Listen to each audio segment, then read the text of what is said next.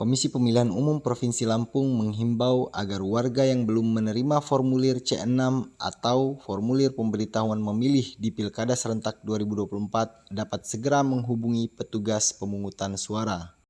Hal ini diungkapkan oleh Ketua KPU Provinsi Lampung Erwan Bustami menyikapi banyaknya temuan keterlambatan proses distribusi formulir C6 kepada calon pemilih. Erwan mengatakan jika proses distribusi logistik Pilkada 2024 telah berjalan sejak 24 November 2024 kemarin.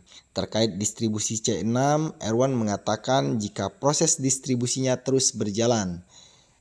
Dia pun menghimbau jika ada masyarakat yang belum mendapat formulir C6 agar dapat segera menghubungi petugas KPPS setempat paling lambat H-1 pemungutan suara atau tanggal 26 November 2024 pukul 5 sore.